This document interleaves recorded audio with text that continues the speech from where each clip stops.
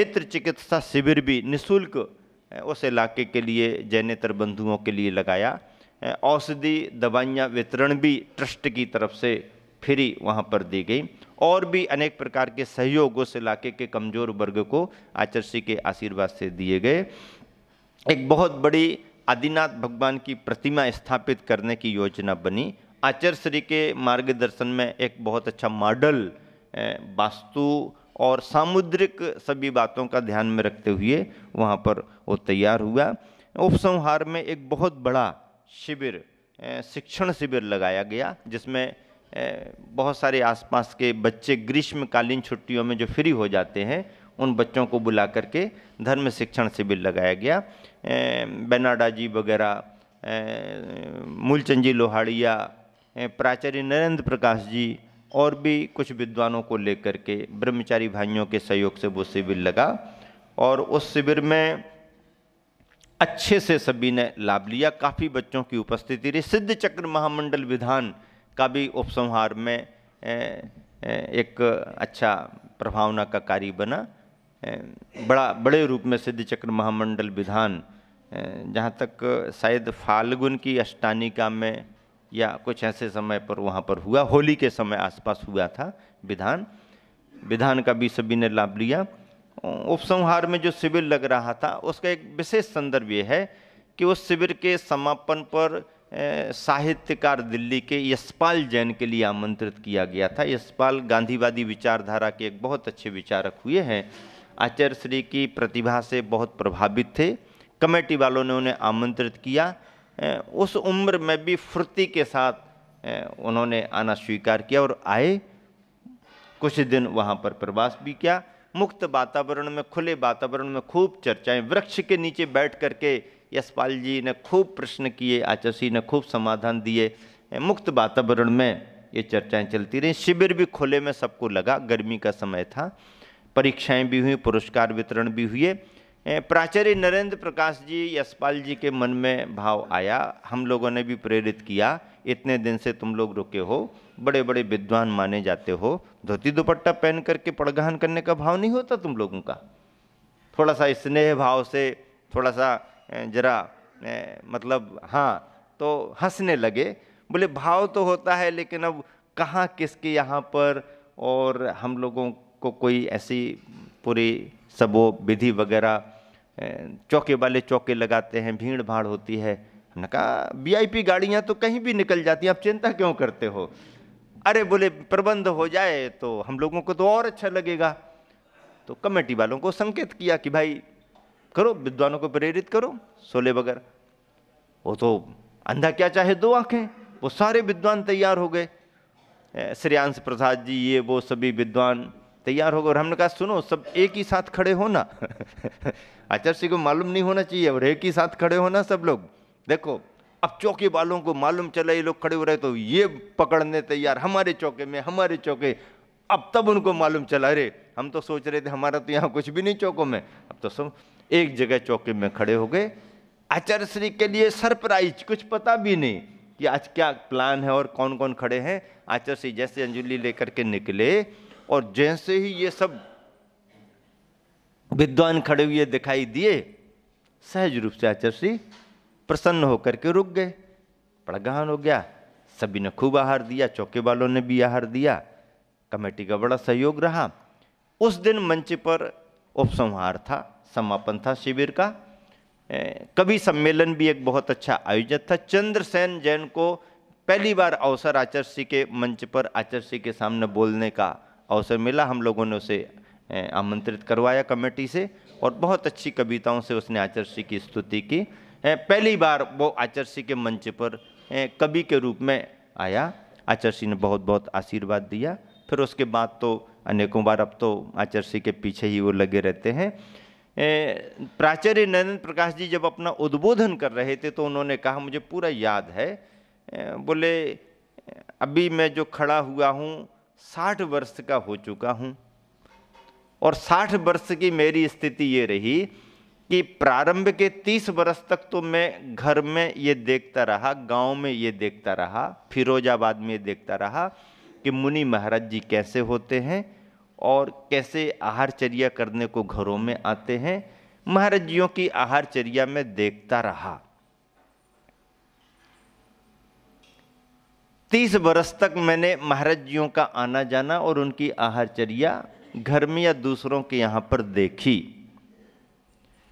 30 बरस का होने के बाद जब से मेरी सर्विस लगी है और जब से मैं विद्वान बनकर के बोलना शुरू कर रहा हूँ, किया है, तब से मैं मुनियों का महत्व क्या है और मुनियों की आहारचर्या कैसी होती है समाज को बता रहा हूँ।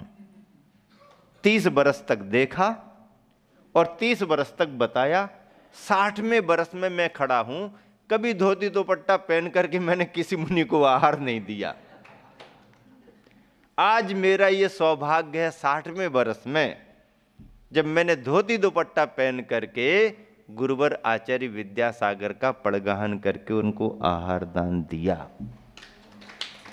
विद्वान ने खुले मन से स्वीकार किया, उसने यह कार्य किया, उस विद्वान की हम भरपूर प्रशंसा कर रहे हैं।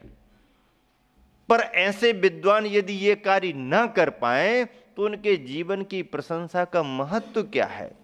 तुमने 30 बरस तक देखा, 30 बरस तक प्रभाव न बढ़ाई, लेकिन तुमने क्या पाया। पर वो विद्वान प्रशंसनीय हो जाते हैं जो देखते हुए और बताते हुए भी अपने जीवन से उन चर्याओं को जोड़ लेते हैं। मुनियों की उन चर्याओं से वो विद्वान जुड़ जाते हैं।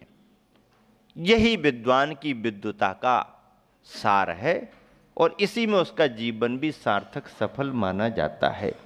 यशपाल जी बहुत प्रसन्न रहे, ज्ञान का लाभ भी उनको मिला, मुक्त वातावरण में गुरु जी की चर्या देखने को मिली, गुरुवर का स्वभाव समझने को मिला। बाकी विद्वान परिचित ही थे। प्राचार्य नरेंद्र प्रकाश जी भी कई बार आचार्य श्री के पास आए गए।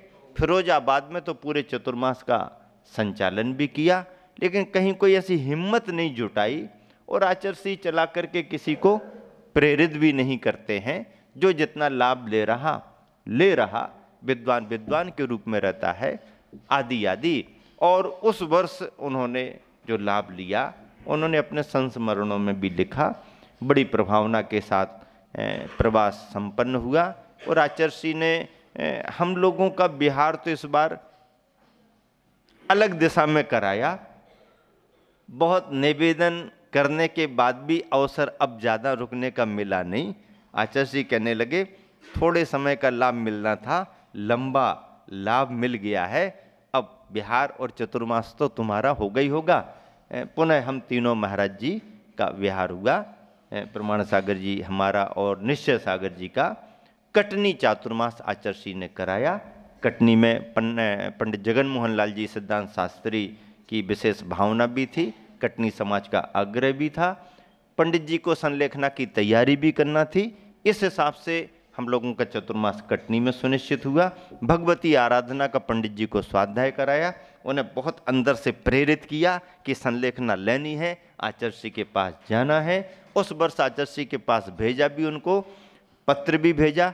उस वर्ष का आचार्य श्री का जो बिहार अमरकंटक से हुआ सर्वोदय तीर्थ से, तो जाकर के पुनः रामटेक में ही चतुर्मास आचार्य श्री का स्थापित हुआ। डबल चातुर्मास 93 और 94 का आचार्य श्री का हुआ। 94 के चातुर्मास में कटनी से पंडित जी को भेजा, पंडित जी ने संलेखना का निवेदन किया, पर आचार्य श्री ने ये कह करके थोड़ा रोक दिया कि ठीक है भावना, लेकिन स्थान की अनुकूलता पर विचार करेंगे और अभी आप कटनी ही वापस जाओ। और कटनी में पंडित जी का अभ्यास बढ़ता गया। आचार्य श्री के मार्गदर्शन में भगवती आराधना का हम लोगों ने स्वाध्याय कराया। एक बहुत बड़ी संगोष्ठी पंडित जी के माध्यम से कम 100 विद्वान जो रहे उनको आमंत्रित किया और बहुत बड़ी संगोष्ठी एक आचार्य श्री के द्वारा प्रतिपादित विषय पर मिथ्या तो अकिंचित कर है, इस विषय को लेकर के गहराई से संयोजना हुई।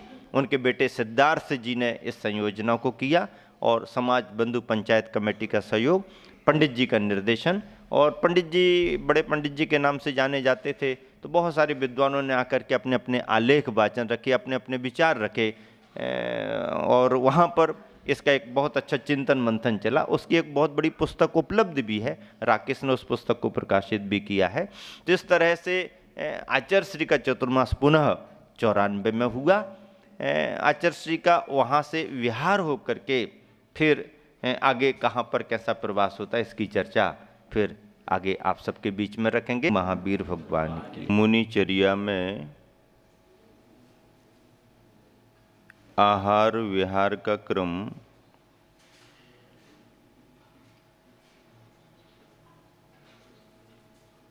स्थान परिवर्तन को लेकर के चलता रहता है। संत साधक स्वाध्याय और साधना के प्रयोजनों को लेकर के कभी ग्राम नगरों में तो कभी क्षेत्रों पर अपना समय व्यतीत करते हैं।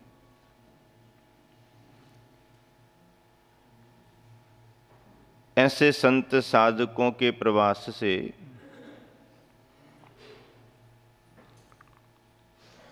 उनकी अपनी स्वाध्याय साधना तो चलती ही रहती है,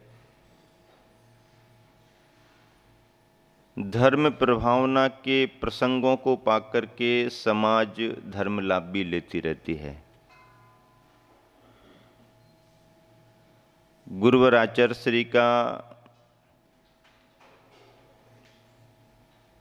94 का चातुर्मास पुनः रामटेक में संपन्न होकर बिहार हुआ।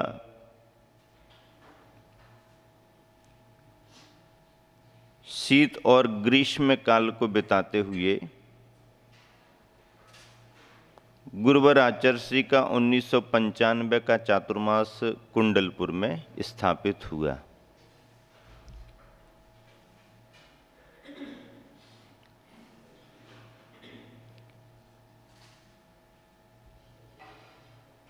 ये अवसर ऐसा था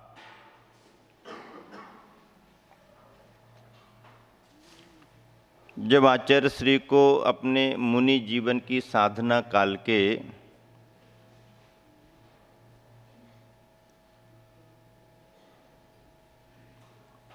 पच्चीसवें वर्ष में प्रवेश करने का था। सन 1968 में मुनि दीक्षा हुई और सन 1995 का संदर्भ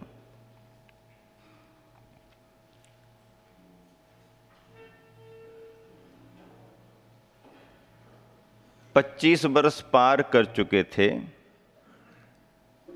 लेकिन कुंडलपुर के इस चतुर्मास को याद करते हुए सन 1992 का चतुर्मास मुझे याद आ गया।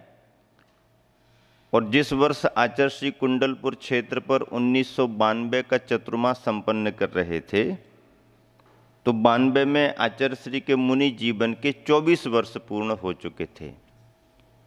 68 से 78, 78 से 88 और 92 में 24वां वर्ष पूर्ण हो रहा था। 25वां दीक्षा दिवस का प्रारंभ हो रहा था।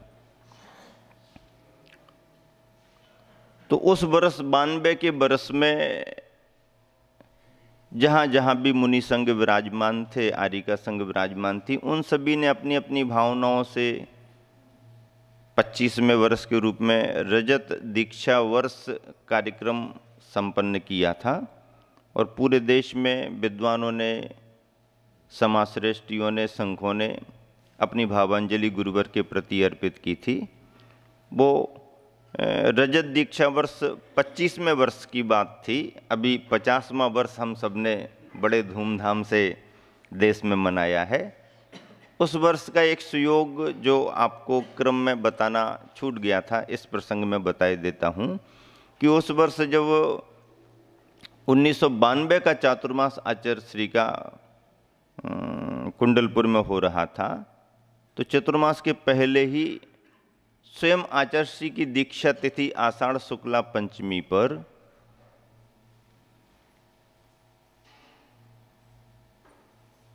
15 आरिका दीक्षाएं हुई, आरिका आदर्शमती को आदि लेकर के, और यह संदर्भ सन 1992 में जुड़ेगा। अभी हम सभी 1995 की चतुर्मास की चर्चा में हैं, और 1995 का ये चतुर्मास विभिन्न कार्यों की संपन्नता के साथ आगे बढ़ रहा था। 1995 की इस चातुर्मास में जुलाई, अगस्त, सितंबर आदि आदि के समय निकल रहे थे। अक्टूबर की तिथि आने पर 7 अक्टूबर जो कि 1995 की तिथि है, इसमें 3 क्षुल्लक दीक्षाएं संपन्न हुई थी।